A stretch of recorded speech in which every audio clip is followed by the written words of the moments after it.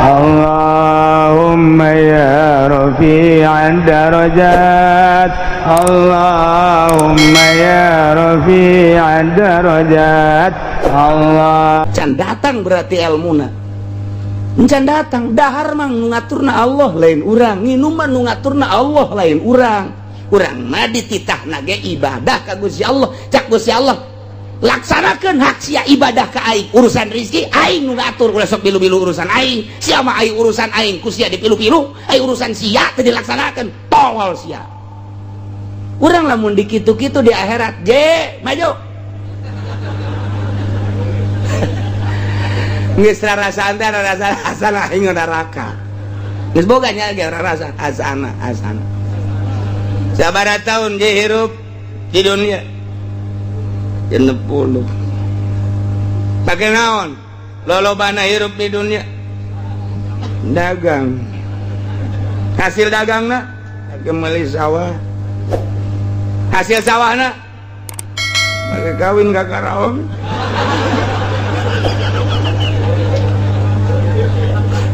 Cek malaikat wah ieu makanan gua ieu. Malik. Cek malaikat Zabaniyah, Malik. Ieu hiji ieu. Mangsa urang ieu, jahanam bukakeun jahanam. Sia di dunia 60 tahun tulisan salat mah saeutik jasa ngan lebaran doang. Ieu lolobana sia dagang bae, dagang pandagang mah urusanna eta mah rezeki.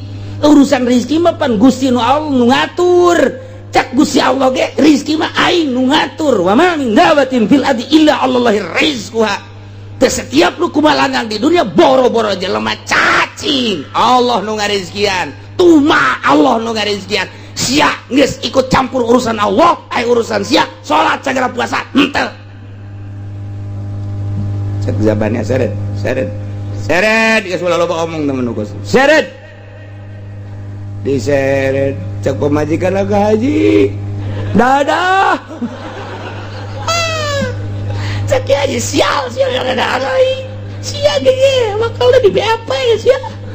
Aduh eta urang lamun diinget kadinya Masya Allah ndek kumaha nu mantak direnung ieu keur cai renungan para wali teh ngerenung mun aing di BAP disaksian ku manusia triliunan ke nu nga BAP na malaikat perintah Gusti Allah salah neraka beuh ieu aing hirup coba eta hana sugih henteu kadaan lamun sugih onaman cara batur seubeuh di dunia pan aing mah nya capek mamanggul waluku nya capek nutur-nutur buntut kebo nya capek aing dahar ge nganjeng lauk asin bae. Di akhirat dia kos kieu eta renungkeun ku urang salamet moal aing sih.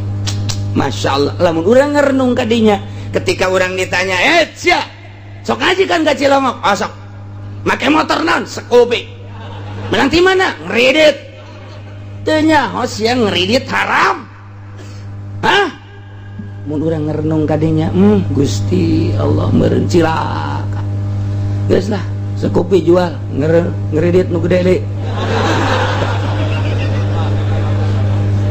Ya Allah, ilah renungan-renungan jadi urang teh kita ngerenung alam dunia, renungkeun ku urang nu amal bakal kabawa ka alam akhirat, renungkeun ku urang eta teh tafakur teh ngaranna. Di mana kamari dijelaskeun bahwa engke di yaumul kiamah para rasul-rasul dipanggil ku Gusti Allah Subhanahu wa taala. Masya Allah. Ditanya para rasul teh dek dipenta pertanggungjawaban tentang tabligur risalahna, kena kasaksian ku umat, kena kadenge ku umat, kena kanyahoan ku umat. Maksudna hendak mengecek mana umat nu iman ka rasulna di masing-masing zamanna jeung mana umat anu teu iman bahkan ngalawan ka rasul-rasulna. Maka Rasul dipanggil ku Gusti Allah di BAP, ditanya soal nyampaikeun risalahna. Masya Allah. Ulah-ulah Rasul dipanggil ku Gusti Allah anu ieu teh ancamanana neraka. Sangkilang bupati bae di peta pertanggungjawabanana, gubernur di peta pertanggungjawabanana, DPR di peta pertanggungjawabanana, nyana teh kesang badag kesang halus. Lamun nyana teu main jalan dapur bahaya. Untung jalan aya dua, hiji jalan hareup, kadua jalan dapur. Lolobana pejabat make jalan dapur. Iyalah lantaran di penta pertanggungjawabanana presiden ndek mikeun jabatanana ke penerus bangsa. Ieu di penta pertanggungjawabanana selama nyana menjabat 1 periode atau 2 periode, apa yang telah dilaksanakan sesuai atau tidak pelaksanakan dengan aturan-aturan. Lantaran singa ada negara urang teh lain milik pejabat, kutitipkan bangsa dan negara ku cek Bung Karno. Bahasana ge kutitipkan. Bener sia nyekal titipanana aman. Teu bener sia di dunia bisa aman lantaran bisa jalan dapur, tapi tidak ada yang bisa aman di Mahkamah Agung Rabbul Jalil di hadapan Allah Subhanahu wa taala. Bakal disaksian ku urang bagaimanakah Bung Karno dulu, dan bagaimanakah Soeharto dulu, dan bagaimanakah Gus Dur, bagaimanakah Megawati, termasuk orang yang kecil Habibie. Bakal dipenta pertanggungjawabanana kok bisa lucu eta tim-tim, termasuk SBY 2 periode dipenta pertanggungjawaban ku Gusti Allah engke di Rabbul Jalil, urang sebagai saksina.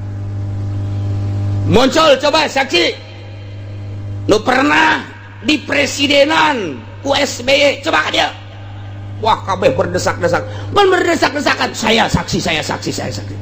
Kumaha sia ieu waktu presiden SBY jadi presiden teh bensin kumaha.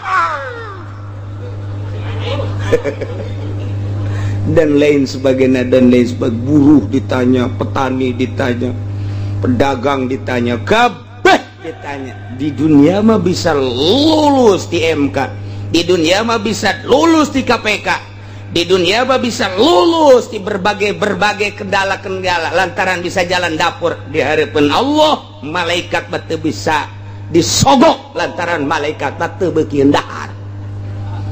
Teu beukeun dahar jeung make nyogok make naon atuh malaikat teh dibere awewe aing mah teu hayang cek malaikat. Yang emang polisi asal diberi awewe haji bae irungna bekah. Wah, ini makanan gua. Teta. Ieu ge Rasul teh dipanggil ku Gusti Allah. Ndek ditanya soal tabligur risalana sesuai atawa henteu. Nu bisa ngomong sakitu ge Rasul teh tepat-tepat bae ngalaksanakeun tugas dan nu pohara. Begitu dipanggil ku Gusti Allah, kumaha jawabna? Qalu la ilma lana innaka anta allamul ghuyub. Nu bisa jawab kabeh nyangakeun sadaya-daya ka Gusti, da Gusti nu maha uning kana urusan-urusan anu gaib mangga nyangakeun eueuh nu ngajawab. Panggil Kangjeng Nabi Isa. Isa maju. Maju Kangjeng Nabi Isa. Tanya ku Gusti Allah, selama maneh hirup di dunia dijieunkeun pangeran ku umat Kristiani, dijieunkeun Tuhan ku umat Katolik, dijieunkeun pangeran ku umat Kristen Protestan. Nah ieu maneh teh nitah ka umat bahwa maneh teh pangeran. Nyangakeun sadaya-daya Gusti ka Gusti, Gusti nu maha uning, abdi beusi kacaletot ngomong Gusti. Rempan abdi lantaran ieu teh seuneu di sakelilingna salah seren neraka. Teu mamrih eta rasul, teu mamrih eta nabi, teu mamrih eta wali, teu mamrih eta kiai komo kiai sakupi. Wah, geus tah. Seren tah geus teh. Atau komo lurahna tah mangeuh. Oh, geus tah mamotokodimin ka nerakana ge tah mah. Hese, geus ieu mah mahkamah anu luar biasa ieu. Ngegeter kabeh ge taraka berhadapan jeung kenyataan ieu. Mantap Kangjeng Nabi Isa ge nyarieta. La ilma lana innaka anta alamul ghuyub. Gusti ngadoakeun sadaya-daya mangga ada aya catetanana Gusti. Tanya Rokib, tanya Atib. Mangga abdi mangis teu bisa nyarita besi kaca letot. Isa idz qala Allah waktu nyarita Gusti Allah ka Kangjeng Nabi Isa maksudna didongengkeun bakal ieu teh padahal mah engke di akhirat didongengkeun nu bakal terjadi di akhirat ka urang supaya umat-umat Katolik, Kristen, Protestan termasuk umat nu lain nyahoeun kejadian-kejadian nu bakal ditanyakeun jaga di yaumul kiamah. Masya Allah.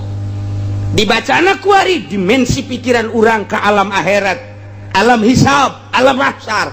Ieu teh keur caritakeun di alam mahsyar, urang bakal nyaksian.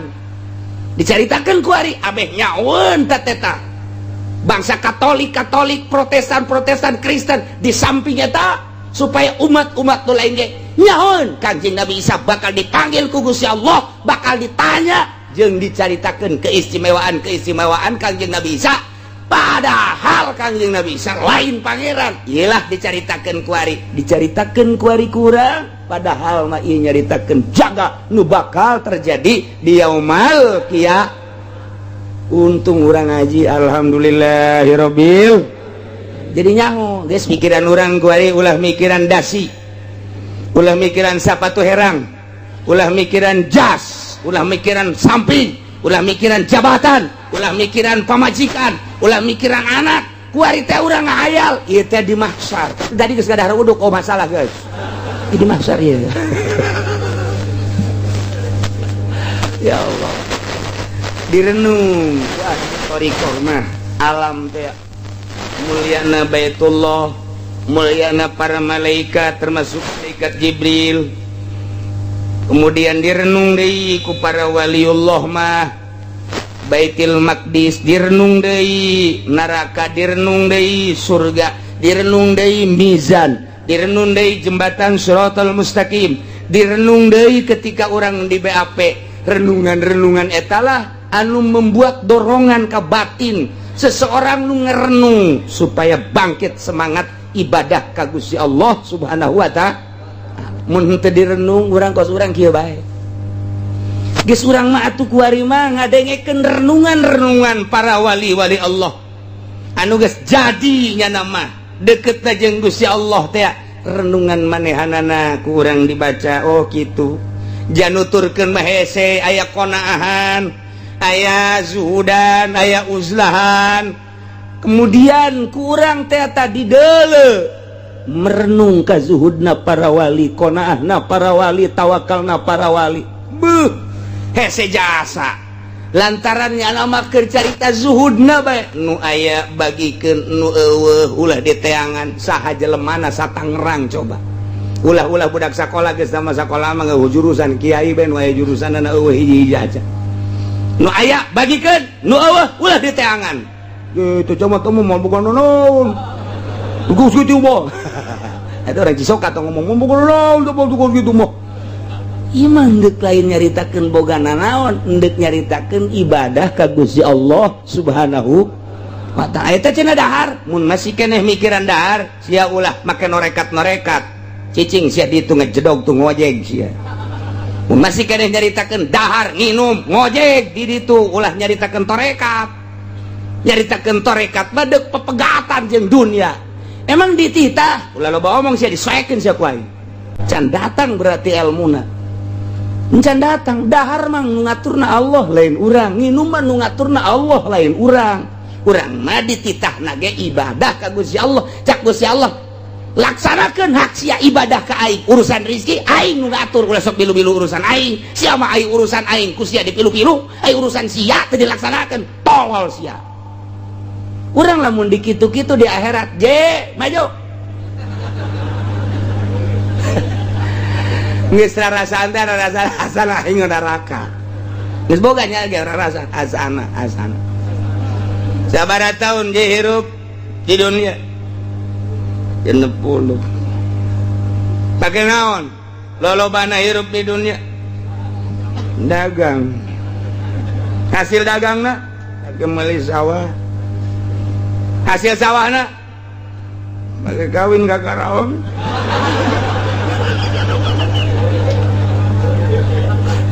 cek malaikat wah iya makanan gua ya Malik cek malaikat Zabaniyah Malik iya hiji ya mangsa orang ya jahanam bukakan jahanam sia di dunia 60 tahun tulisan sholat masa etik jasa ngan lebaran doang Yulo lobana sia dagang bae dagang pandagang urusan eta mah rizki urusan rizki mah pan Gusti nu Allah nu ngatur cak Gusti Allah ge rizki mah aing nu ngatur wa ma min dabatin fil ardi illa Allahi rizquha teh setiap lu kumalangan di dunia boro-boro jelema cacing Allah nu ngarizkian tuma Allah nu ngarizkian sia geus ikut campur urusan Allah ai urusan sia salat sagala puasa henteu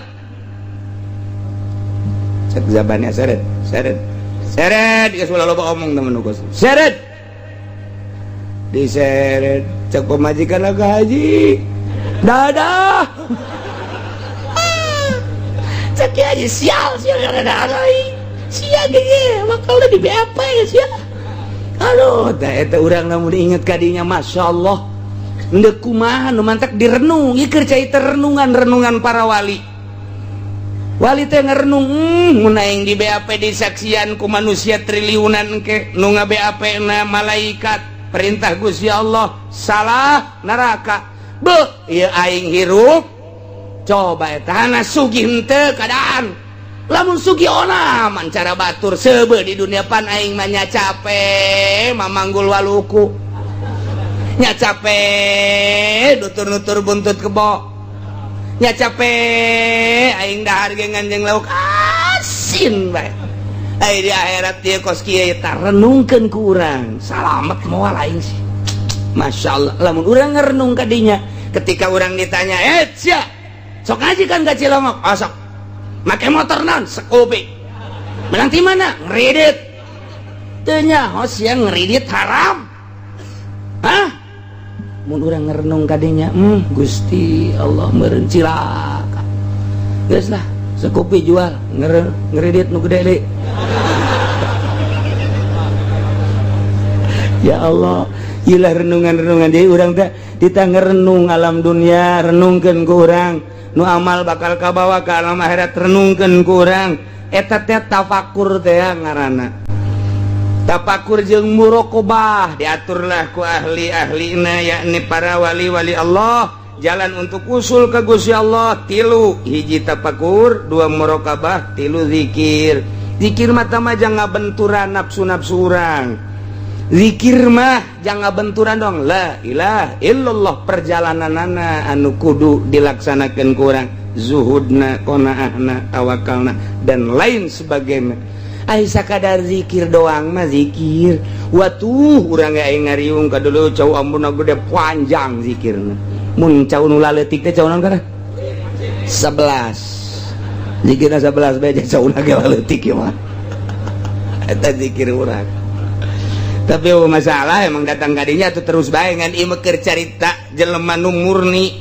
jelema anu berpangkat insan kamil anu lurus ka Gusti Allah tanpa pernah melirik sebelah mata ke dunia tanpa melirik karena jabatan tanpa melirik karena tahta hiji Allah ieu nu kurang rek dihawalan teh jelema nu model kitu masyaallah nah ya kanjeng Nabi Isa dipanggil ku Gusti Allah ditanya ya Isa bin Maryam azkur ni'mati 'alaika wa 'ala walidayk idh ayyatuka biruhil qudus keistimewaan Kangjeng Nabi Isa alaihi salam di dunia ayat 7 keistimewaan Kangjeng Nabi Isa di dunia ayat 7 sangat menonjol luar biasa di luar jangkauan manusia di luar konstatir manusia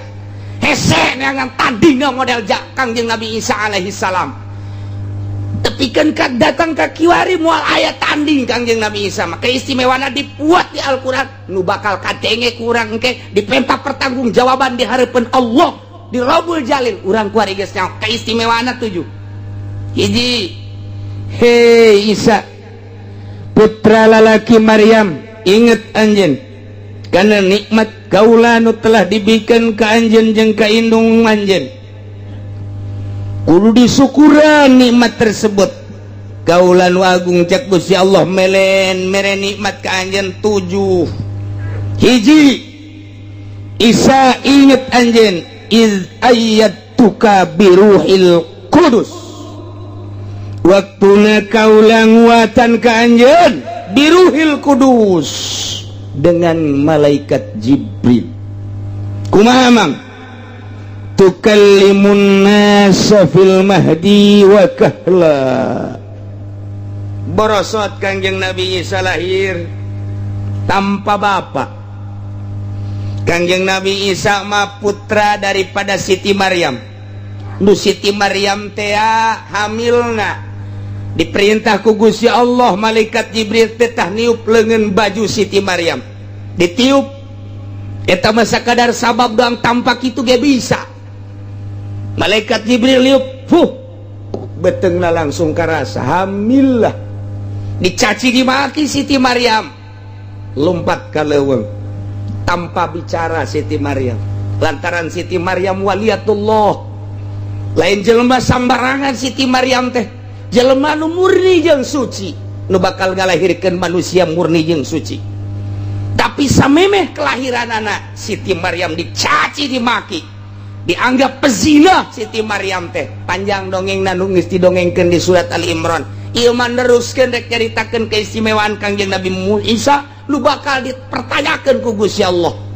Lahir ke dunia Kangjeng Nabi Isa mah keur diayun keneh, dibantu ku malaikat Jibril bisa ngomong. Lantaran dituduh zina Siti Maryam, kulantaran dituduh zina, orok tersebut ditanya. Begitu ditanya nyarita, inni Abdullah ataniyal kitab, kulama hamba Allah nu dibere kitab ku Gusti Allah, Injil bakalna. Hamba Allah hiji. Sahatah anu ngabantuan ngomong keur waktu di ayunan, sahatah anu ngabantuan ngomong keur waktu nyana aya di buayan, keur manehanana jadi orok.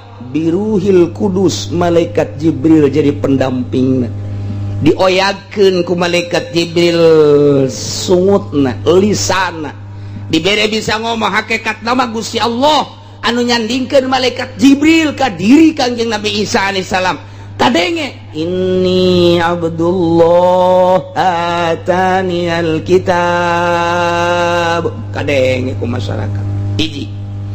Nomor kaduana engke bakal nyarita deui nu sarua bahasana wakahla setengah tubuh. Ieu ayat wakahla nandakeun yufidu nuzulahu qabla sa'ah, bakal turun deui Kangjeng Nabi Isa memeh kiamat. Lantaran aya bahasa wakahla. Wakahla teh umurna setengah tubuh. Kangjeng Nabi Isa waktu diangkat ke langit ku Gusti Allah, dikejar-kejar ku Yahudi, umurna 33 tahun, 3 bulan, 3 poe. Itulah Kangjeng Nabi Isa diselamatkan ku Gusti Allah. Ari aya di luhur langit. Tanda ayana di luhur langit ketika junjunan alam Kangjeng Nabi urang Kangjeng Nabi Muhammad sallallahu alaihi wasallam mi'raj pendak sareng Kangjeng Nabi Isa alaihi salam. Aya keneh di luhur. Masya Allah. Jag-jagwa ringkas. Tah Kangjeng Nabi Isa diangkat ke luhur langit, diselamatkan ku Gusti Allah. Nu dongengna geus dicaritakeun dina surat Ali Imran. Ayalah jelema anu akur jeung Kangjeng Nabi Isa atawa anu persis jeung Kangjeng Nabi Isa, dibunuh, disalib, dianggap Kangjeng Nabi Isa. Pecinta Kangjeng Nabi Isa disalib, nu kuari kieu bae teh tadi salib teh make calana-calana aca. Nu dianggap pangeran eta teh lain Kangjeng Nabi Isa alaihi salam. Kangjeng Nabi Isa naik ke luhur langit, diangkat ku malaikat Jibril. Ieulah ta ai iz ayyatuka biruhil Kudus, ai nguatan ke anjeun cak Gusti Allah, hai Isa, dengan dibarangi kuruhil Kudus tukallimun nasa fil mahdi, anjeun bisa nyarita waktu keur di ayunan. Wakahla anjeun bisa nyarita anu sarua bahasana ini Abdullah ataniyal kitab, ketika anjeun diturunkeun di langit ke dunia engke di akhir bakalna dunia kacau balau anu luar biasa, di mana-mana huru-hara sekup lati mimiti sekup keluarga, RT, desa, kecamatan, kabupaten. Wah, tuntutanana macam-macam, ekonomi lah, tuntutanana politik lah, dan lain-lain macam-macam. Antara negara ribut, walut dunia. Islam terpepet, anu bener-bener hayang nyalametkeun agama, lompatlah ke Mekah. Tanda jelema bakal lalumpatan ke Mekah, Mekahna sekitar haram bakal dilebaran di kuari geus mulai. Apapun yang terjadi, milik siapapun cak raja, ini harus dijual, dibeli ku raja, dilebarkan kuari geus terjadi. Madinah dilebarkan. Ieu teh nya nama nyaho atau teu nyaho kana riwayat eta nu dijelaskeun ku Kangjeng Nabi bakal kos kitu bae. Engke ti negara masing-masing, Indonesia, Malaysia, Thailand, dan berbagai negara kobo nu deket mah di Timur Tengah, Iran, Irak, Turki, Pakistan, India, wabeh datang hatta di Eropa, Spanyol, hatta di Amerika dan lain sebagainya, datang ke Mekah nyalametkeun agama.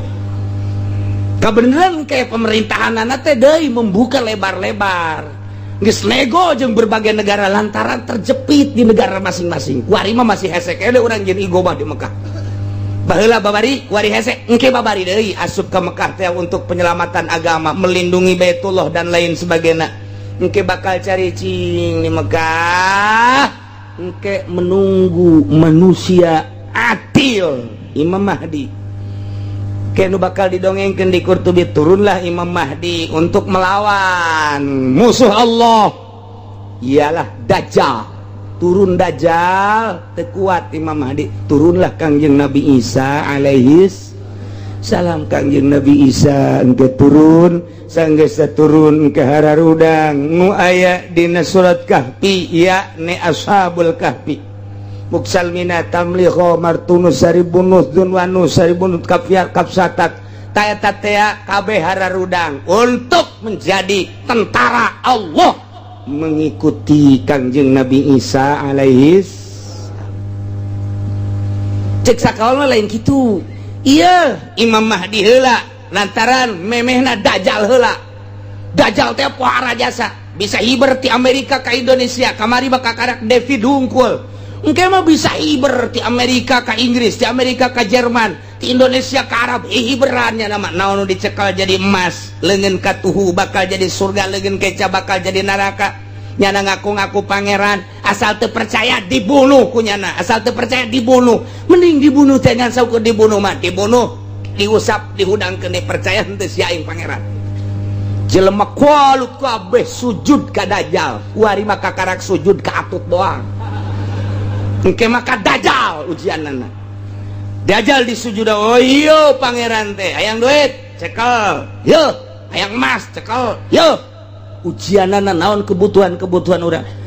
Cak urang kulon teh kami mah ieu geus eueuh cai, gampang, cai, hujan, maju. Turun dirinya. Wer. Ditanya, "Cukup hujan?" "Cukup ngican cai cukup." "Eureun sia hujan." Endeu kumaha deui? Endeu kumaha deui kuari mah kakarak invest daging bae ge sarujud jelema. Kakarak bunga bang bae ge sujud. Kiai nu haram-haramkeun dicaci dimake ceun teuing aing mah kerasa siang kamu disidang di hadapan Allah. Aing geus nyampaikeun ka sia. Tapi awas ya. Kuat henteu sia nang tangan siksa Allah. Nah, ieu kuari geus sararujud kana kos karar itu. Jabatan disujudan tanpa jabatan moal dahar, murtad sia. Maca 2 kalimat syahadat. Kuari geus mulai diacak-acak engke mah Dajjal langsung. Nah, didinya datanglah Imam Mahdi beserta bala tentara Ashabul Kahfi nu aya di Yordan, dibuka ku Gusti Allah. Blah. Buukna bakalna 2 kali lipat tangtungan manehanana. Buajang tuh ribuan tahun tiba heula di zaman Raja Dikianus. Zaman Raja Dikianus ada teh ribuan tahun. Wah, buukna panjang, kukuna pararanjang. Kumisna pararanjang. Pan hirup jana hirup atun teh dikerut-kerut ya silep meureun di jero. Mendeting seremna tuh. boro-boro perang orang neuleun abe asal budak leutik mah neuleun ge pae sawan atuh boro-boro neuleun nu eta urang neuleun nu aya di urang bage bukna rada jabrik setik kumisna panjang matana beureum janggotna kitu malotot budak leutik sawan atuh komo ieu ribuan tahun puuk panjang dikucir ku jeung badi kumis warna ranjang yang mata puru nyebut kalimah la ilaha illallah asana kafir ge kafir kapaksa tak ku sieun kapaksa ku sieun aing mah neuk syahadat bae kunaon sieun melawan lah ayeuna ngajungkel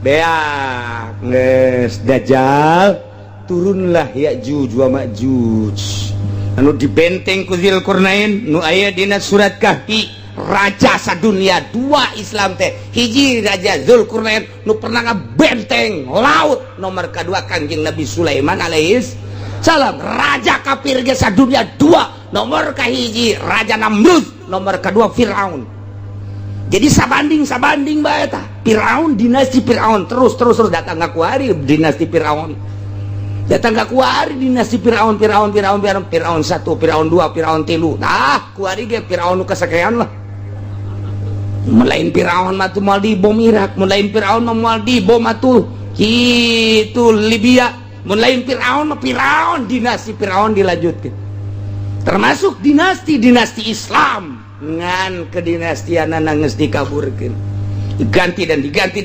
padahal terus bae nah iya engke kakarak turun Kangjeng Nabi Isa alaihis salam berjuanglah Kangjeng Nabi Isa bahkan kawin Kangjeng Nabi Isa di masa itu makmur dunia teh kamakmuran geus sasa dicaritakeun jelema syahadat kabeh jelema Islam kabeh jelema iman kabeh ieu bakal taya dalilna ke panjang dongengna deui ieu mah keur nyaritakeun bahwa Kangjeng Nabi Isa diturunkeun deui di langit setelah dinaikkeun umur 33 tahun 3 bulan 3 minggu 3 poe turun deui nyarita nu sarua kok bisa sarua kitu ayat tukabiruhil kudus cek Gusti Allah aing teh geus nguatan ka anjeun melalui ruhil kudus Jibril selalu ngabarengan anjeun ingat anjeun Isa hiji nikmati Gusti Allah eta nikmat kedua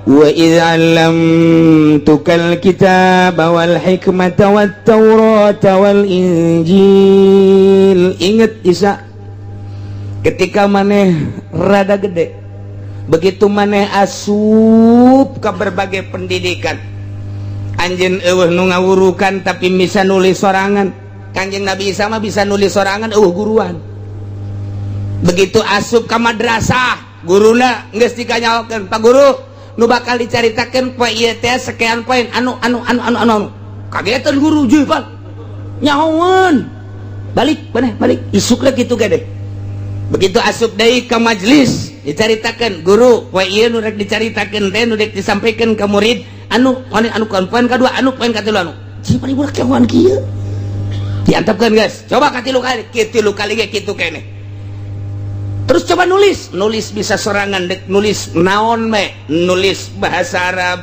nulis bahasa Suryani nulis bahasa Latin nulis Cina pan hese jasa Cina mah Cina mah hese jasa nulis cak urang mah sugan teh berkembang orang bahasa ya. Tulisan teh sugan mah kembang ros orang kan tulisan eta di dunia kekayaan Gusti Allah aya nu kos kitu aya deui urang mau mah teu kaharti orang kunyana ge teu kahartieun tak eta teh dibantu ku malaikat Jibril sehingga nulis naon bae jana teh paham bisa ngarti ya Allah ya Rabbi keistimewaan Kangjeng Nabi Isa lain lalawara bahkan nyahoan nu diayakan nu di kantong anjeun teh eta teh aya kertas tulisanna di jero anu kageteun jelema jiban bisa nyaho kitu Isa ya Allah ya Rabbi wa iz 'allamtukal kitab tadi mana di jero naon pesak anjeun kantong anjeun tah aya kertas 2 lembar tulisanna tulisan Arab bahasana nu dicaritakeun anu kageteun panjelema kageteun wah Isa lain sembarangan jelema cenah ieu mah ieu wa id allamtukal kitaba wal hikmah jeung hikmah. Kajadian-kajadian isuk bakal nyaho kanjing Nabi, kajadian nu bakal terjadi isukan geus nyaho, bulan hareup geus nyaho, katukang dicarita-caritakeun berhikmah. Artina jujur jasa, adil jasa, pas jasa caritaanana jeung kenyataan hikmah aran. Lamun nyarita isukan hujan tepat, bulan hareup bakal terjadi anu tepat jasa, hikmah ngaranna. Di benak hati anjeun teh tah aya terselimet kadieu mang kadieu unahan di jero hati anjeun gugula kanjong aya naon hayang kawin jeung urang Subang nya oh sia sok loba omong kanjauhan Masya Allah eta teh nang Gusti Allah. Ingat Isa ketika maneh ku kaula dibere nyaho urusan tulisan nulis naon bae maneh nyaho, urusan hikmah maneh nyaho, bahkan wat Taurat wal Injil, kitab Taurat maneh mapan nyaho, maneh nyaritakeun ka umat anjeun dina kitab Taurat diturunkeun ka kitab ka Kangjeng Nabi Musa mah eusina sakean dibacakeun ku Kangjeng Nabi Isa. Teu pernah belajar Kangjeng Nabi Isa tapi bisa. Masya Allah, urang mah belajar datang ka kolot teu bisa-bisa, datang ka kuari teh teu bisa-bisa bae geus, jang ngajina nundutan bae teu bisa-bisa. Aduh, Masya Allah, masalah sih, masalah lah cerai gitu, mal ngaji atau lo sih mal ngaji beki bodoh atuh sia sakitu ge ngaji bodoh komo teu ngaji anggeus sana tuh. Waz-Zabur jeung kitab Zabur nu turunkeun ka Kangjeng, wa Taurat wal Injil. Berikut Zabur ge nyaun diturunkeun ka Kangjeng Nabi Daud, komo Injil mah nu diturunkeun langsung ka Kangjeng Nabi Isa alaihis. Gideg kabeh jelema di saat eta, angkat topi kabeh ka Kangjeng Nabi Isa, bingung kabeh menghadapi Kangjeng Nabi Isa lantaran keistimewaan pohara leutik keur di ayunan bisa ngomong engke ngan engke mah engke bakalna geus jang urang mah nu dicaritakeun di yaumul kiamah ketika Kangjeng Nabi Isa diturunkeun engke encan engke di zaman mantes zaman Imam Mahdi encan kalaksanakeun ieu wakah lama. Nomor kaduana Kangjeng Nabi Isa bisa nulis berbagai bahasa, tulisan-tulisan bisa. Nomor katiluna nyahun kana eusi kandungan-kandungan di jero hate manusia, bahkan tulisan-tulisan jeung nyaritana tepat sangat berhikmat, jujur, adil. Moal aya mungkir ka ucapan Kangjeng Nabi Isa. Nomor selanjutnya apalin kitab Taurat, apalin kitab Injil, kitab Zabur, komo Injil mah pohara jasa geus teu bisa kukumaha manusia saat eta menghadapi zaman Kangjeng Nabi Isa alaihis salam. Mana dari keistimewaanna?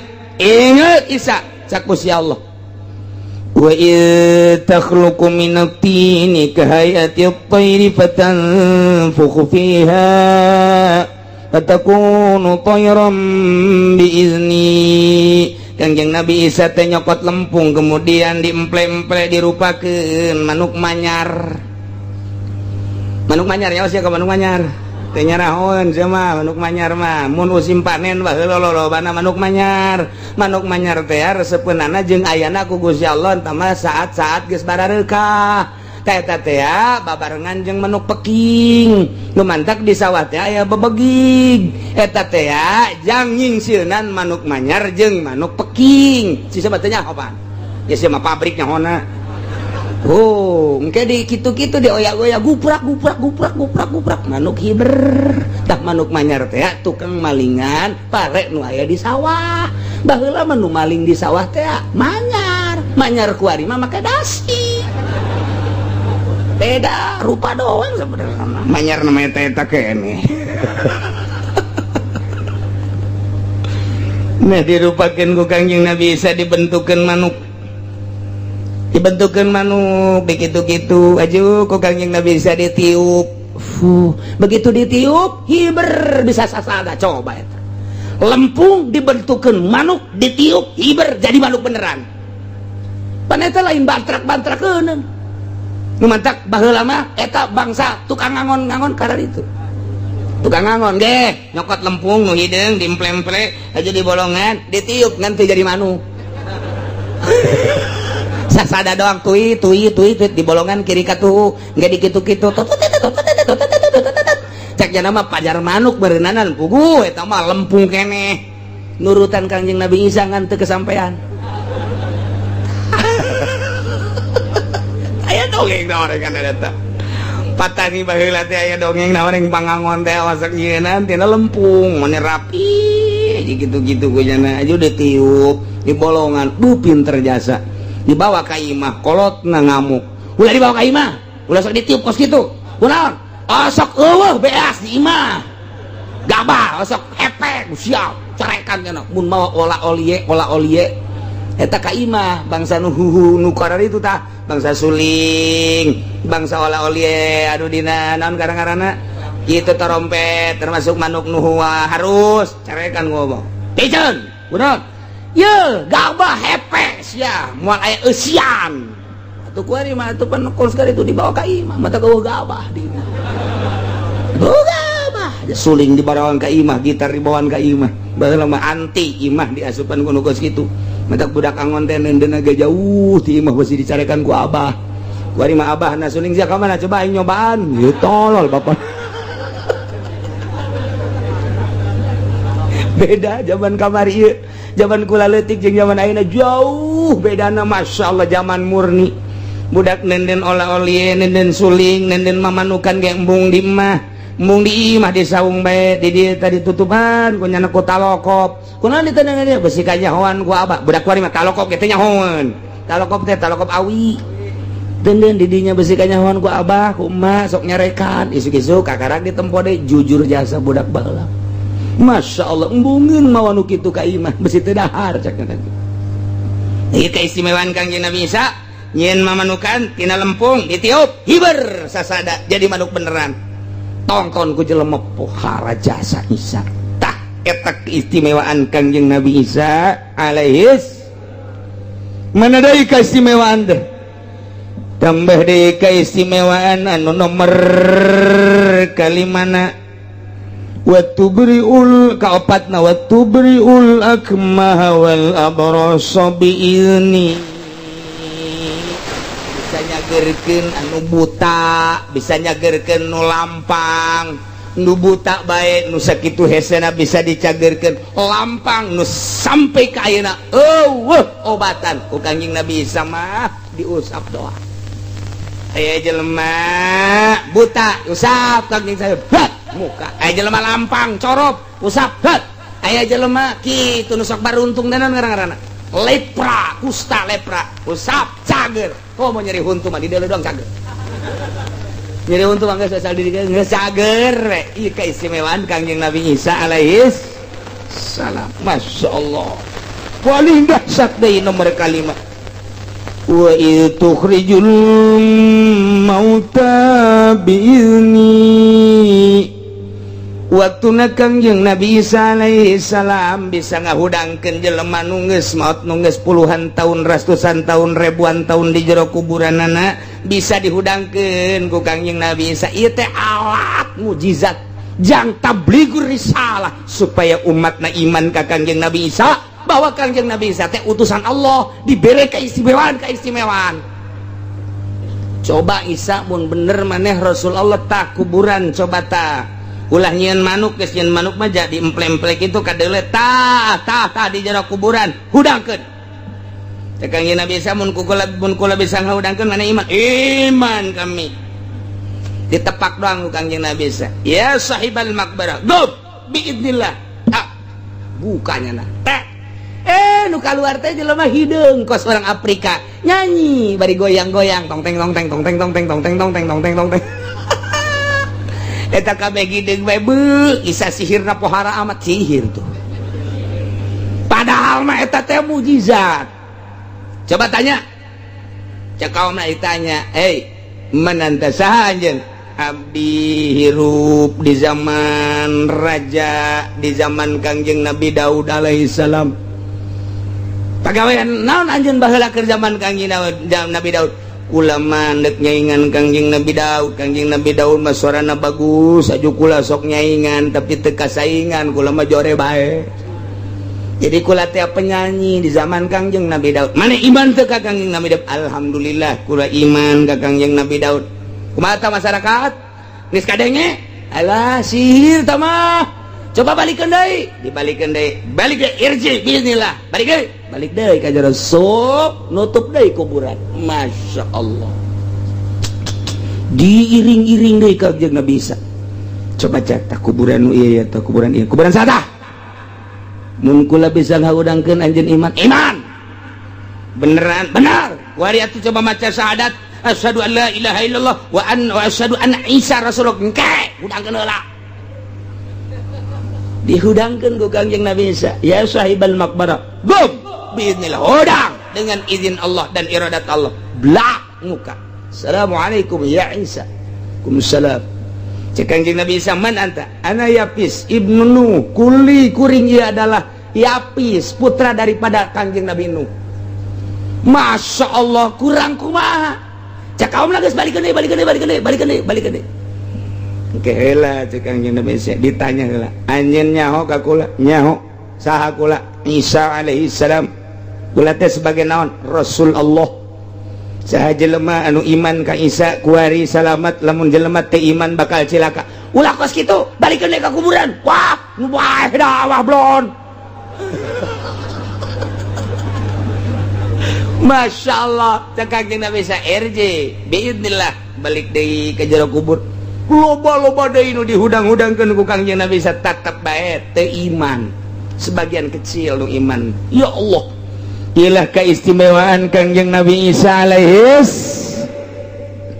wa idz kafaftu bani Israila anka idz jitahum bil bayinat ingat Isa anjeun waktu dikejar-kejar ku Yahudi ketika anjeun nyampaikeun dakwah ketika anjeun nampikeun risalah titah ngimankeun ka aing cak Gusti Allah itu di akhirat maneh teh titah nauhidkeun ka aing jeung titah percaya ka anjeun bahwa anjeun teh sebagai rasul aing kemudian anjeun ngaluarkeun berbagai mukjizat-mukjizat ti aing tapi geuning umat-umat Yahudi mah tetep bae mempertahankeun gede huluna tidak iman ka anjeun bahwa anjeun teh sebagai utusan aing endahan dikejar-kejar anjeun teh pan anjeun teh dikejar-kejar begitu deuk beunang pan anjeun diangkat ka luhur langit aing pan eta cek Gusti Allah nu nahan ti kejaran Bani Israil Yahudi nu rek ngabunuh anjeun ingat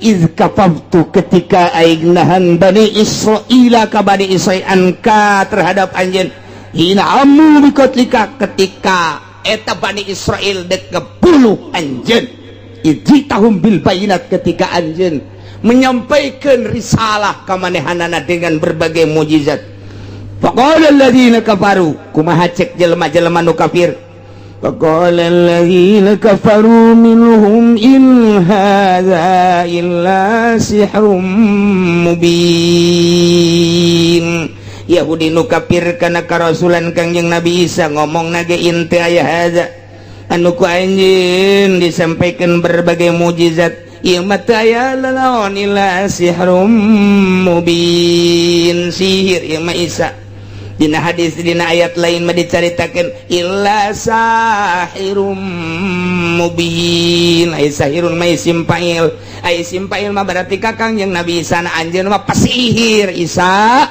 percaya ka Kangjeng Nabi Isa alaihis keistimewaan luar biasa Kangjeng Nabi Isa hiji deui wa idza auhaitu ilal hawariyin an aminu bi wa bi rasuli ingat anjeun Isa ketika kaula ngawahyuan ka kaum hawariyin maksudna mere ilham amartuhum ala lisanihi aing marentah ka kaum hawariyin atas lisan Kangjeng Nabi Isa supaya minubi wa bi rasuli ariman anjeun ka kaula ya ka Gusti Allah jeung ka rasul kaula dibere ilham qalu ngucapna kaum hawariyin teh kumaha amanna washhad bi annana muslimun. Kaum Hawariyin teh pengikut-pengikut Kangjeng Nabi Isa. Ashabu Isa wa khawasu pengikut Kangjeng Nabi Isa anu kuat imanna ka Kangjeng Nabi Isa alaihi salam, anu dibere kaleuwihan kaistimewaan terus tutur-nutur Kangjeng Nabi Isa iman, dibere ilham ketika kita iman ka Gusti Allah jeung ka Kangjeng Nabi Isa nyana ngomongna amanna kami iman ka Kangjeng Nabi Isa, iman ka Gusti Allah, iman ka Kangjeng Nabi Isa alaihi salam. Kemudian wasad saksian ku anjeun Isa bi annana muslimun, kami mah jelema nu muslim iman ka anjeun, iman ka Gusti Allah jeung iman ka anjeun. Saeutik kaum Hawariyin teh nu ngabantu kana kalangsungan dakwah Kangjeng Nabi Isa alaihi. Kumaha eta cek kaum Nasrani dulur kebehan. Ingat, tiba heula datang ke kiwari asana zaman mencatat eueuh duana manusia model Isa. Oro keneh bisa ngomong. Lahir suci ti wanita suci Maryam alaihi salam. Barijeng tanpa bapak, kesucian nu luar biasa.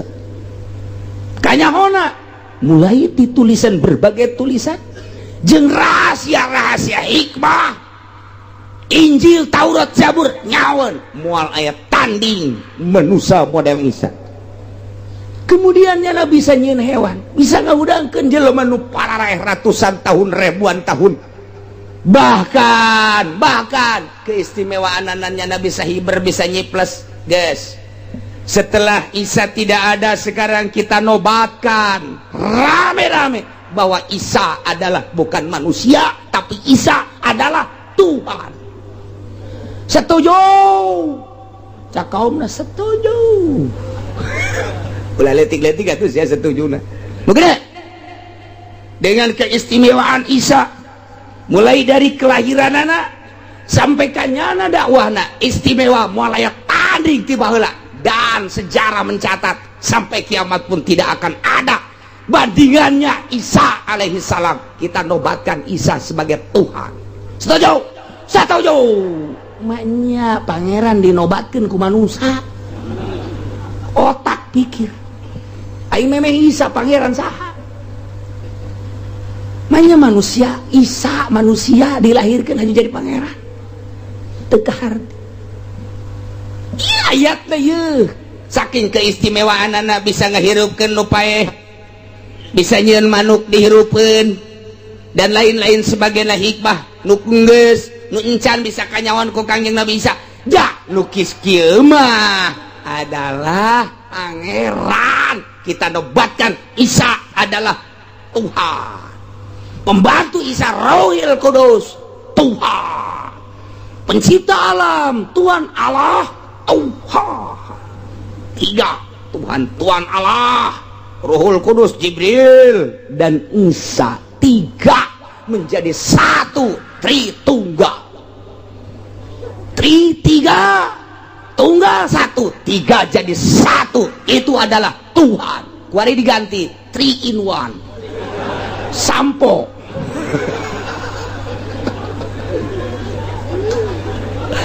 Masya Allah. Iya dibaraca ya ke orang Kristen ya keistimewaan ya nu paling pakai dalil adu kekuatan yang Islam. Di Amerika William mengatakan tidak ada manusia seperti Isa, sebab mana manusia yang bisa membangunkan orang yang telah mati. Padahal Tuan Syekh Abdul Qadir lebih dahsyat tibatan Kangjeng Nabi Isa. Lamun Kangjeng Nabi Isa mah ngahudangkeun jelema gum biiznillah. Kang Syekh Tuan Syekh Abdul Qadir mah lain kitu gum biizni. Tandingan kusia Tuan Syekh Abdul Qadir Kangjeng Nabi Isa mah gum biiznillah, hudang dengan izin Allah. Tuan Syekh Abdul Qadir mah aing moal make biiznillah biizni aing mah gum biizni, hudang coba eta. Jang nandingan Kangjeng Nabi Isa besi dianggap Tuhan Allah nyiptakeun Tuan Syekh Abdul Qadir. Nu matak di break up teu meunang.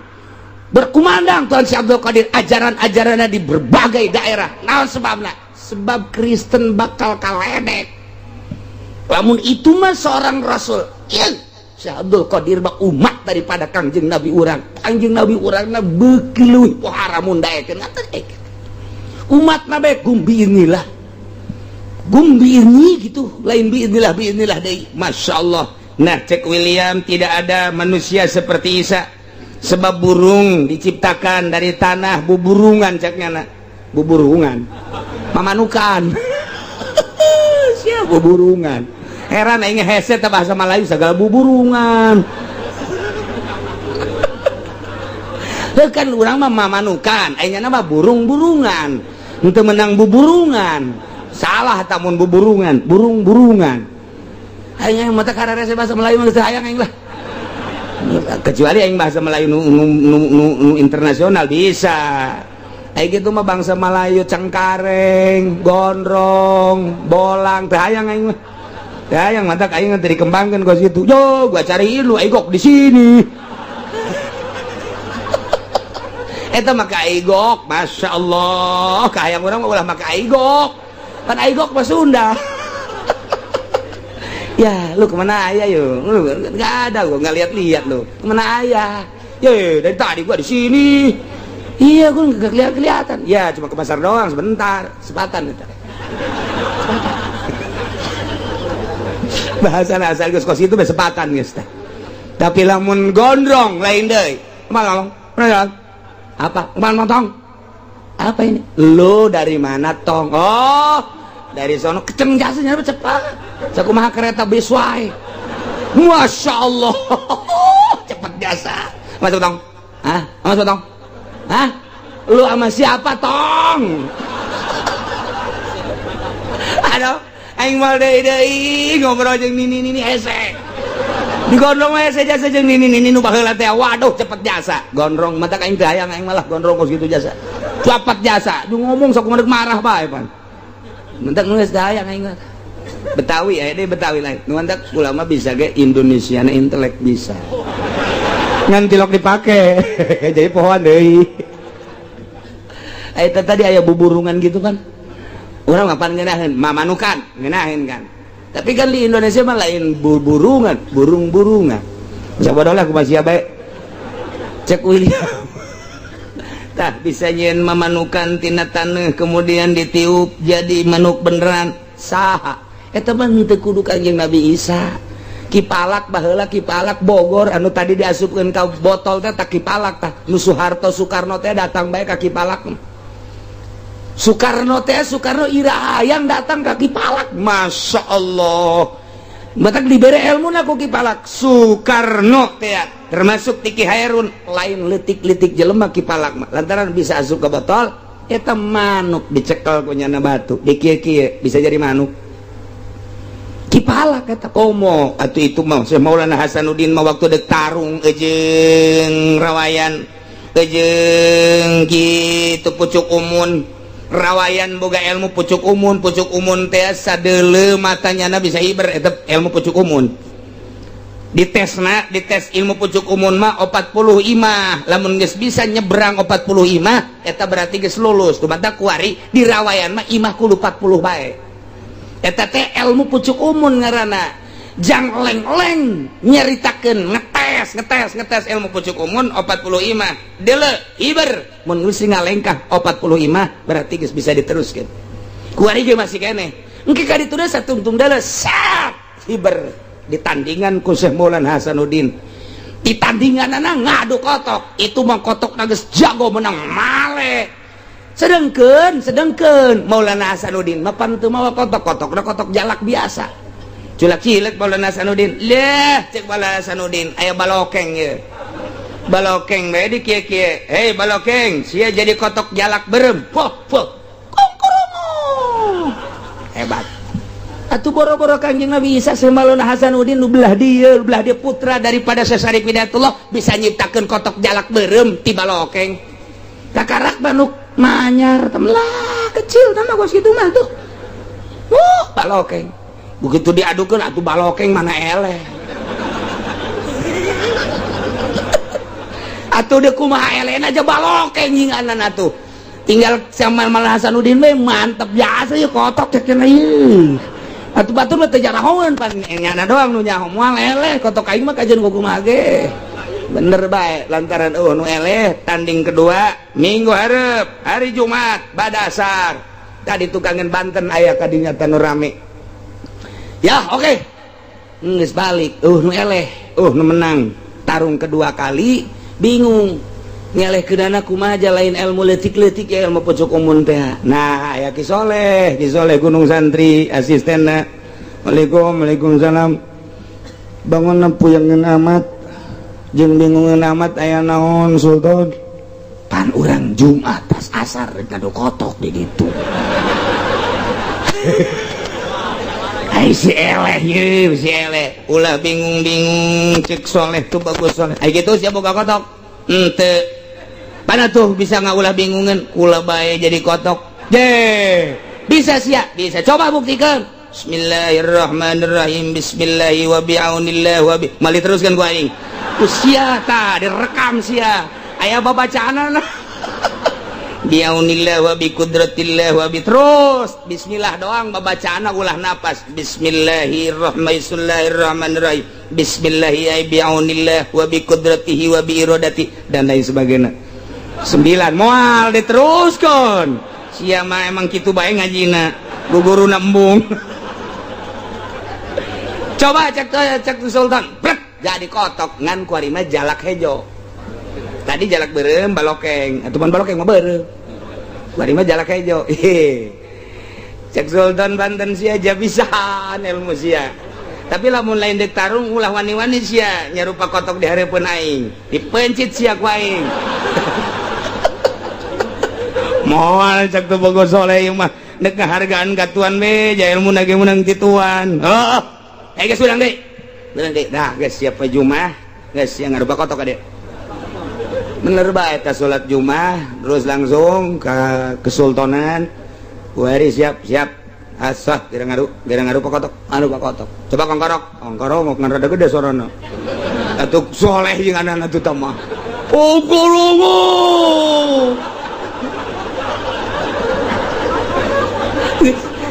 Sultan Maulana Hasanuddin ulah pati lu kongkorong kieu aja ngadu mah ngadu wae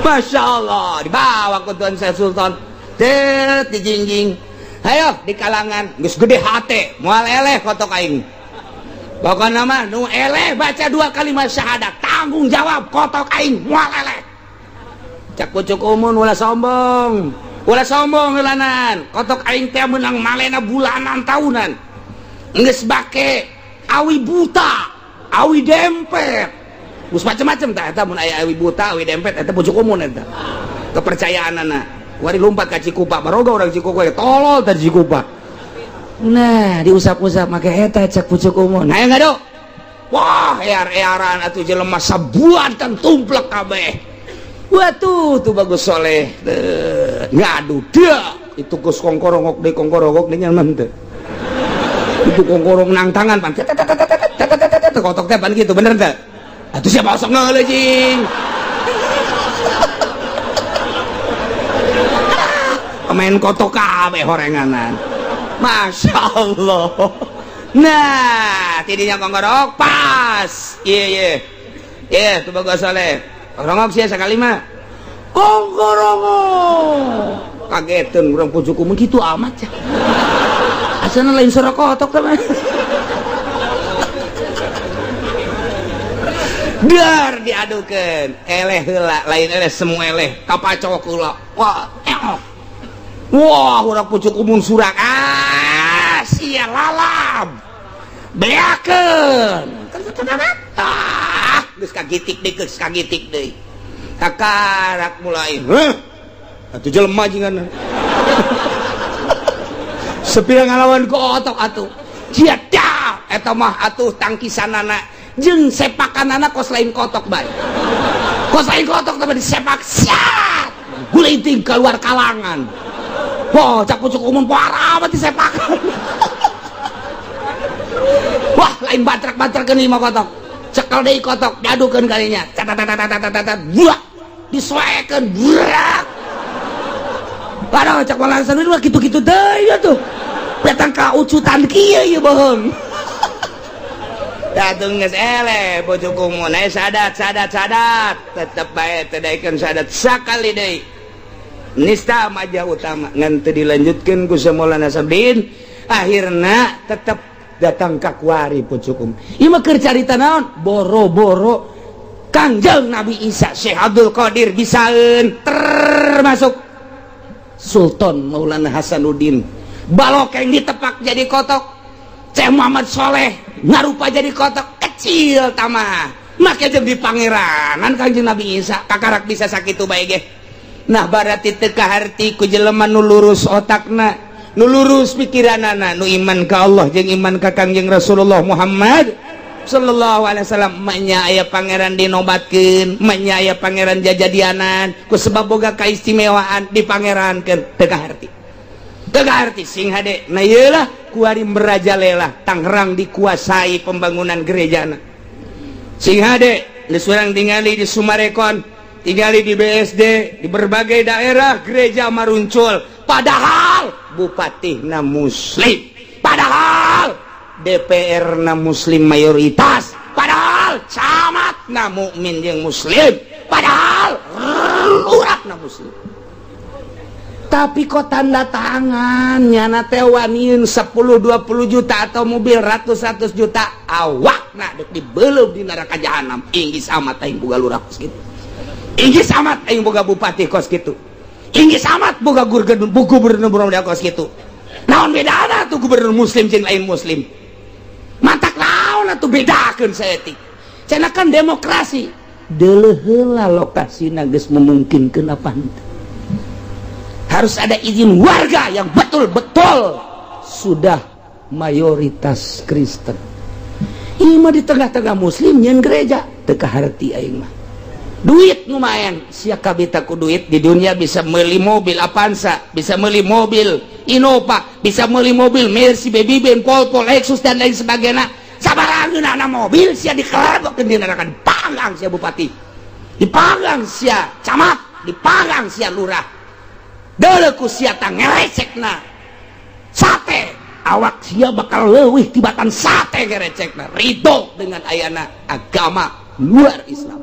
Na'udzubillah min dzalik kumaha mun anak urang. Na'udzubillah min dzalik. Mentak sing hade ajikeun anak urang ke nama santren kuari mah lain lalawar hese ngandelkeun birokrasi pemerintah hese luar biasa. Geus kuari mah urang pa bisa-bisa lantaran duit dan lumayan ti Roma duit datang ke Indonesia luar biasa, ti Vatikan datang ka dieu luar biasa, eleh debat nyana melalui birokrasi logor anu luar biasa. Nah ieu mah geus teu bisa disimpen teu sumput salindung, tapi tetep bae di mana aya nu ngabangun perjuangkeun batur ye memperjuangkeun hayang atuh urang memperjuangkeun mbu mantak naon. Nyana di tengah-tengah orang berjuang supaya jadi atuh batak naon urang nu mayoritas berjuang supaya ulah atuh gitu bae. Aduh berjuang datang ka lurah, datang ka camat. Nah lamun ti ditu camat dibere duit ndek tanda tangan kurang bere golok mat kada leuh sia naon ieu golok paranti naon ieu paranti masjid kotok embe poe ieu paranti masjid naon cek camat ulah sok kitu gitu gugurkeun tanda tangan golok nyangsang sia ieu teu nyaho aing turunan naon kitu ngaranna tah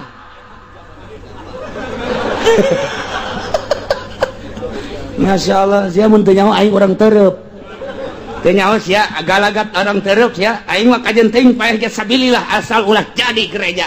Awas sia beuheung sia urang mana sia camat di pan ieu mah bupati da ku aing diringsekeun atuh ngomong-ngomong heulanan urang jang naon kajawaraan teh tah kos kitu ai di pabrik ku tutang ketenteng hanya hayang jadi satpam doang golok nyangsang ai ieu diantepkeun hudang tereup hudang waru hudang pasar kemis di pasar kemis mah tilok ieu gelut dengan menangan doang. Pasar kemis mah ai gelut mah tilok ngan jadi raja eta urang pasar kemis. Nu gelut mah urang sejen. Tapi nu jadi raja urang pasar kemis, belum tak pasar kemis. Gailah kercarita dinobatkan menjadi Tuhan tekaharti karena boga keistimewaan dinobatkan jadi Tuhan. Menya pangeran dinobatkan ku manusia. Tetapi ai katutupan mapan batin masya Allah geus datang ka kuari didawahkeun kuari ge. Singa de besi aya nu make baju putih ka luhur hideung ka handap. Singa de anak orang bejaan Kristen dah. Kristen brak kiai kebenaran make nu kitu. Singa de dah. Oh ieu mah paingan sekupi ieu mah ya. Ndailah caritaan dina Al-Qur'an nu bakal ditanya ku Gusti Allah jada yaumal kiamah, nu bakal disaksian kadenge ku urang kabehan, urang memeh kiamat jaga geus nyaho heula ti heula, nyaritakeun keistimewaan Kangjeng Nabi Isa nu kemudian dinobatkeun ku masyarakatna menjadi Tuhan, Tuhan Allah, Tuhan Ruhul Kudus, Tuhan Anak atawa Isa. Ulah urang mah pangeran mah hiji. La awwala lahu wa la akhir, awalun bil ibtida wa akhirun bil intiha, hiji bae Allah subhanahu wa ta'ala. Urang kudu percaya ka rasul-rasul Allah, percaya ka Kangjeng Nabi Isa bahwa Kangjeng Nabi Isa lain pangeran rasul Allah, percaya ka Kangjeng Nabi Musa lain pangeran rasul Allah, percaya ka Kangjeng Nabi Nuh lain pangeran rasul Allah. 25 rasul wajib dikanyahokeun lain pangeran rasul, termasuk Kangjeng Nabi urang Kangjeng Nabi Muhammad sallallahu alaihi wasallam lain pangeran rasul, pangeran mah hiji Allah subhanahu wa ta'ala. Bakal nyaritakeun kahayang kaum Hawarin, pecinta-pecinta Kangjeng Nabi Isa anunya selalu mengikuti Kangjeng Nabi Isa ke boga kahayang mohon ka Kangjeng Nabi Isa. Setiap Kangjeng nyarios lalu dipisah, maka amma ba'du mantaku orang guari diturutan, maka amma ba'du macana lamun nurutkeun cek alinahu ulama ba'd lain Quran ieu mah keur carita nahu alpiah ngajelaskeun domahkeun sok aya anu ceramah maka amma ba'd teu bagus. Amma ba'du lamun maca Quran gagarak mim ba'd, tapi ieu mah babacaanana keur carita babacaanahu amma ba'du. Ulah dipaksakeun amma ba'd. Lamun eta kompetisi coret merah, aya kiai aja amma ba'd coret merah, jadi itu bagus. Amma ba'du macana gitulah diatur ku ahli bilagah. Likulli magol wa likulli midan rijal, tiap makom aya makolna. Jadi orang makomna ieu mah makomnahu amma ba'du. Ente cenah kula mah deuk amma ba'd bae atuh saboda sia ngancak masyarakat nu nyaho kiai bodoh. Mantap geus kitu teu maju bodoh lantaran kudu amma ba'du amma ba'd. Emang salah sok sia mah sok aju hayang disesuaikeun sungut na meureun sia mah. Adage likulli maqam magol. Salah mah dengan kurang pas. Kurang pas. Jadi intinya kruk. Lamun mur nomor 12 atuh kudu 12 deui. Lamun mur 12 dibere 13 logor. Abi brojak ge embungeun logor.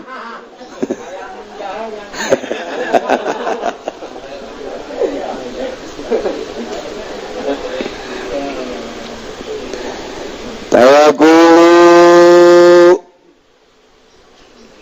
aya apaan didinya teh wajib kudu ditendenan Pak litil ya wujuban uli Pak.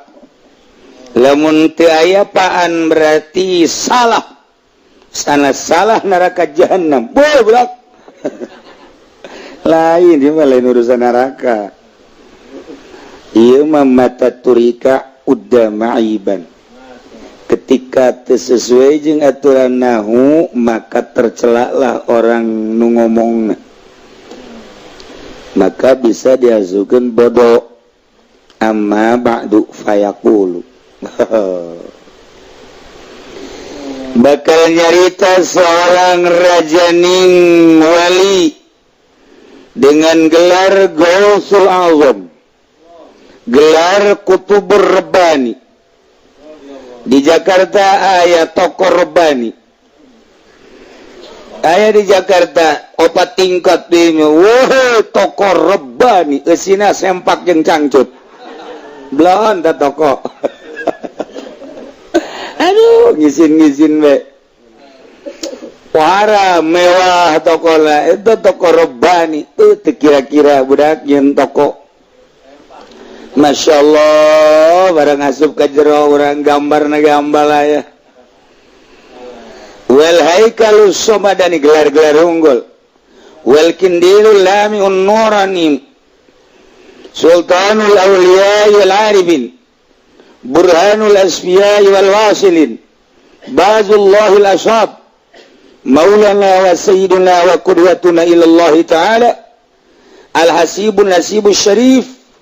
As-Sayyidus Syekh Muhyiddin Abdul Qadir Al-Jailani Al-Hasaniyul Husaini, ditinjau ti Bapak Hasan ti Ibu Husain qaddasallahu sirrahul aziz. Mandak cek Syekh Fadil lebih bagus membaca radhiyallahu an dibandingkan qaddasallahu sirrah waktu keur ngaji di dieu.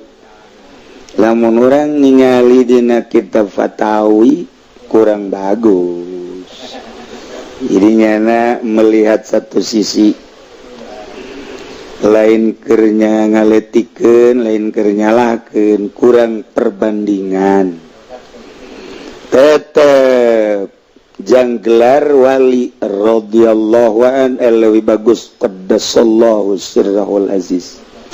Tunggal kitab nyana hampir nyalakeun ka qaddasallahu sirrahul takset kurang simpati ku Allah dikitukeun bab kurang rob, artina kurang ningali fatwa ulama ahli Allah. Ketika ulama baheula di zaman Ibnu Hajar ngarumuskeun tentang bagusan qaddasallahu atau radhiyallahu untuk julukan wali Allah, dikeluarkanlah hujah-hujah jeung dalil-dalil argumentasi nu pohara. Tetap nurrajih unggulan kene qaddasallahu sirrahul aziz wa nawwara dharihahu syarif. Qaddasan mantak tiba heula qaddasa.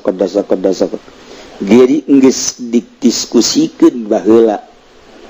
Kula inget baik ketika nyana ka dieu nyana nyarita lebih bagus radhiyallahu an. Oh cekula ieu kurang pati luak lieu.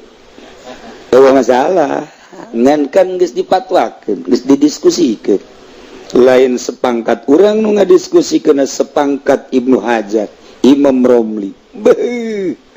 Jelema nu teu nyahoun kana hulu peda. Teu nyahoun ka jengkol. Orang mau ngomong na Hajar Habib Razak mah teu percaya urang ge. Sebab naon atuh keur ngaji ge ngopi terus panjang mah. Ayo nu ngomong na ahli Allah teu salah radhiyallahu anhu gengan dibandingkeun sebab ahli Allah ieu mah ahli batin geus qaddasallahu sirrahul aziz. Cenakan sahabat kurang untuk qaddasa, sahabat leuwih qaddasa ngan nyana nu ditembongkeunana syariat. Gelar ulama radhiyallahu an, gelar kitu ulama Amirul Mukminin Khalifah Amirul Mukminin radhiyallahu an, sebab nu dijalankeun secara zahir syariat. Ketika nu dijalankeun nana batin qaddasallahu sirrahul aziz atau quddisa sirruh, lain cakula Ibnu Hajar geus ngajelaskeun dina fatawina tinggal dituturkeun bae. Cenah ku alaman deuk radhiyallahu anhu tuh kumaha sia bae. Bejaan ongkoh sia mah.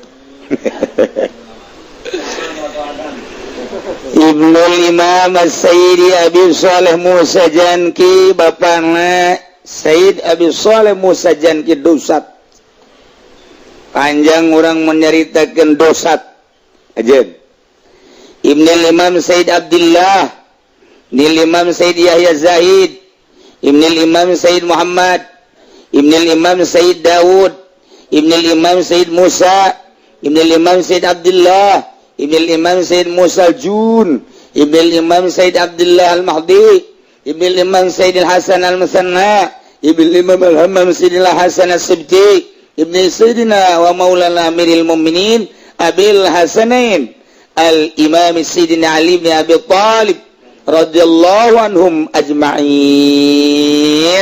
Etalah Tuan Syekh Abdul Qadir ditinjau tina turunan min jihatil ab pohara. Jadi itu orang paingan jadi wali orang binna heula deuleu mentak lamun aya jelema jadi kiai ke binna bin saha mentak lamun aya jelema jadi bupati binna bin saha mentak lamun aya jelema jadi copet binna bin saha sarua satu binna horenganan ieu mah bin cinglu tuh bajana sakitu mah tuh bin beuh Kanjeng boga minantu Amiril Mukminin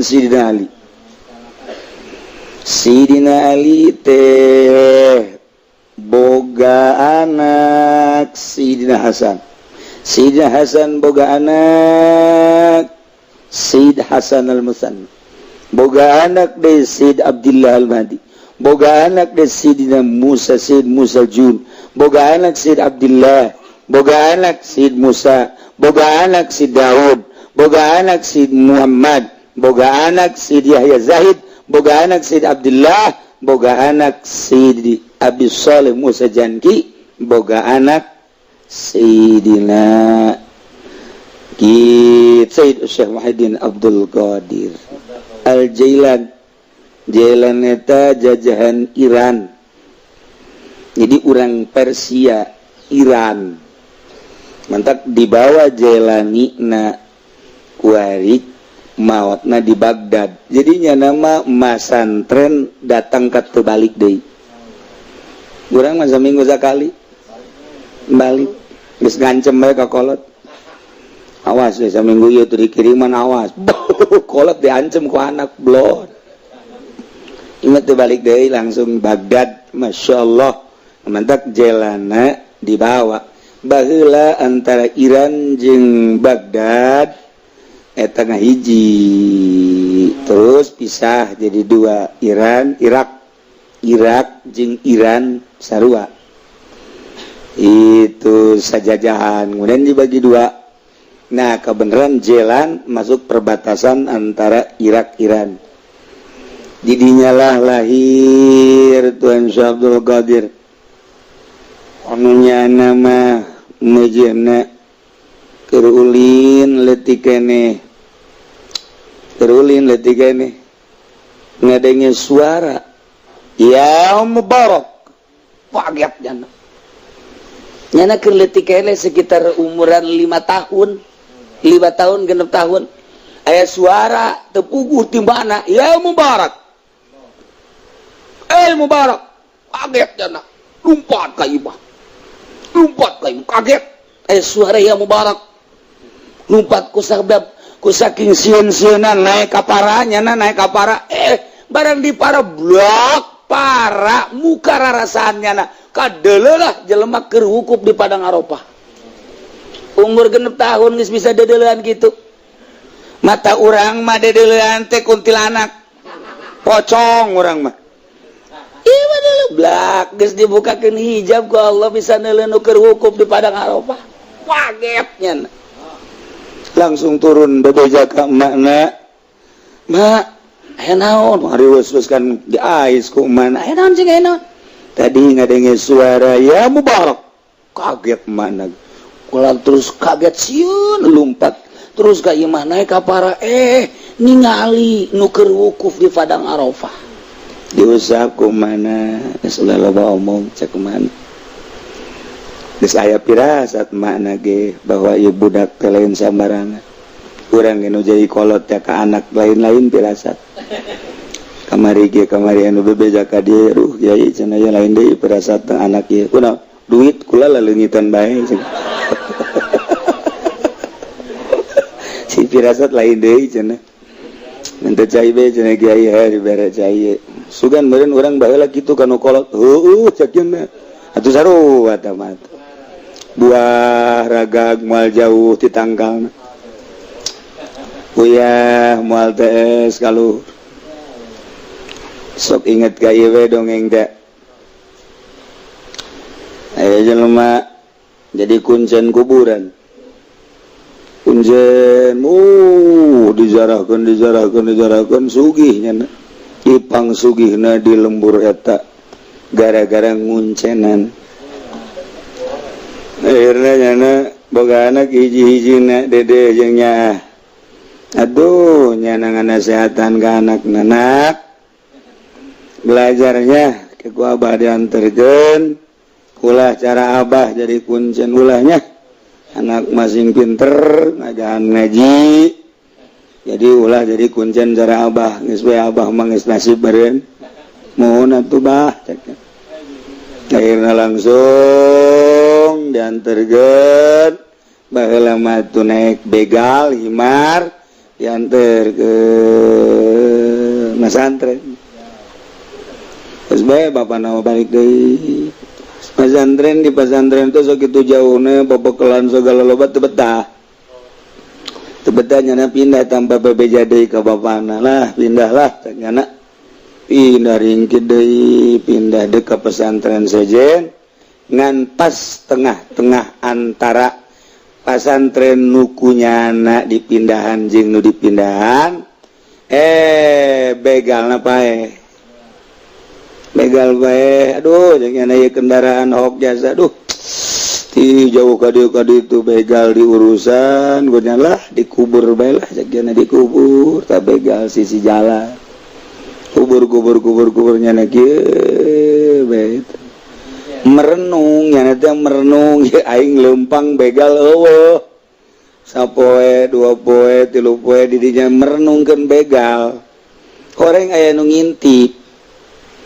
Orang anu ngintip nyana merenung gitu teh datang ka dinya ditanya ceng kunaon cicing di dinya aduh cenah ieu sanaon ieu kuburan sa kuburan nu soleh saknya teh lah kuburan keur dizarahan we milu atuh kula zarah milu nya dinya dipanggarakeun takunyana terus eta bebeja pang euy aya nu soleh saknya di ditu anyar jelema na ge teu ka mana-mana muridna meureun saknyana ieu urang zarah ti mimiti urang dinya terus pedagang pejabat zarah nyana nu ngazarah-zarahkeunan rame atuh sugih nyana ngazarah-zarahkeun jadi pangsugihna di lembur eta kuari kasrod nusok zarah ka kuburan nusok dizarah-zarahkeun ku bapana teh pindah ka dinya zarahna. Cak bapana sial amat ieu kuburan anyar. Persaingan ketat ya kos di DPR we gitu. Akhirnya bapana lantaran aset rada kurang. Ya kurang geus leuwih ti 50% ya kurang. Cobalah cek cenah aing ningali ka kuburan itu aing zarah lah ka ditu, katarik nya ge zarah ka ditu. Oh jauh tuh barang zarah kaget kuncena anakna beja anak aing yang teh aja pelukan ngobrol ceng siapan gua abah di pesantren kan mbah ayo kunaon atuh jadi kuncen ieu geus pang tahun-tahun abah mah ngarep-ngarep sia balik jadi kiai geus kieu meureun nasibna mbah cek nya teh lain kitu helanan kumaha lalakona kula teu betah bah di dinya jeung kula pindah harita bangsa 7 tahun ka tukang kan atau 10 heuh jeung kula terus pindah begal tengah jalan bae aju dikubur ku kula ieu jadi ieu kuburan begal nu ti abah teh mbah jadi ramenya begal ge nya bal justru bebejan kumaha jelema soleh masya Allah itu nusok di jarahan ku abadnya nu dikuncir mana begal eta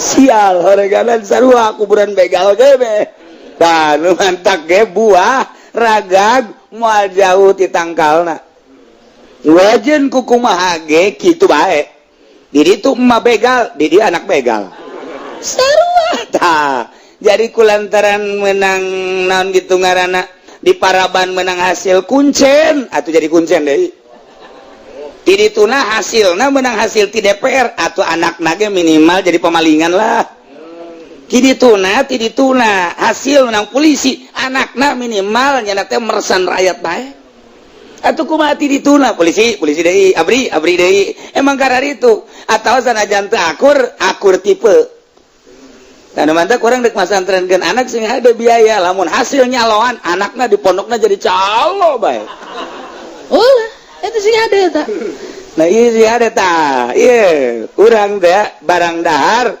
cek ki soleh teh mah jagi soleh atuh cenah kula mah atuh menang berkat ya alhamdulillah anakna kuari ngariung bae atuh berantaran nyanana menang berkat bae diparabkeun ka anak atuh anakna kuari beuki ngariung urusan bisa ngaji jeung teu lain urusan tuh mah nu penting mah nyana teh hasil ngariung dibikeun ka anak-anakna ge beuki ngariung bae asal nu ngondang ngariung mah marah tah ti ngariung deui gitu entak sing hade urang boga anak aya nu mere ieu ti pamarentah ti bupati teh lah ti dandim teh ti camat teh omat ulah dibikeun jeung ulah didaharkeun ka anak cukup urang bae legleg ieu tadi kurang teh urang ge ulah cilaka bensin dah memantap ku hari kiai jauh jeung Allah bensinna ti bupati sedengkeun bensin ti bupati mah jurusan ibadah sebab tina pajak ulah kaget lamun kiai lazat tina ibadah ulah kaget lamun kiai jadi sangheu ku hari ibadah ulah kaget lamun kiai hudang ti peuting haju pulang ngana bensinna 2 tak bensinna ulah sok disalahkeun kumaha aju suzon ka kiai deh kiai eta mah ngomongna sangeunahna bae cek nya mah kumaha meureunanan suzon bensinna merepet bau kana irungna ge dilompatkeun gas bok gede teh daek leumpang eta 2 tak eta gas kitu nah ieu kiai anu barang daharna ti pamarentah ieu bensin 2 tak hiji moal aya lazat ibadah cain cakula cek ahli-ahli Allah kumaha bensina nah iyalah lamun urang kira-kira kurang bagus ulah didahar ku urang ulah sok dibikeun ka anak urang ngadahar hasil ti pamarentah kemudian jadi daging jadi getih jadilah cai mani kemudian dijimakeun ka pamajikan terus bondal jadi anak eta bensin udang pamarentah teh jadi anak kuari anakna hayang namanya hape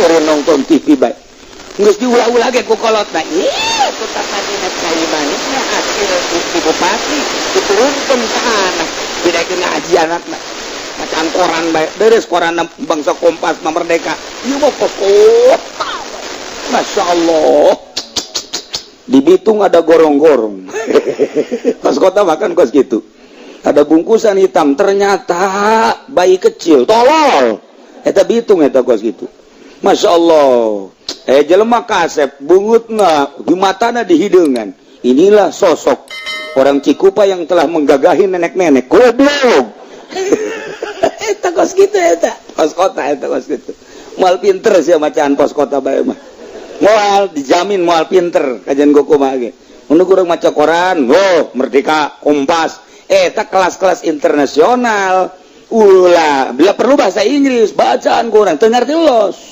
baca geus urang woi rame amat ieu baca horenganan ti balik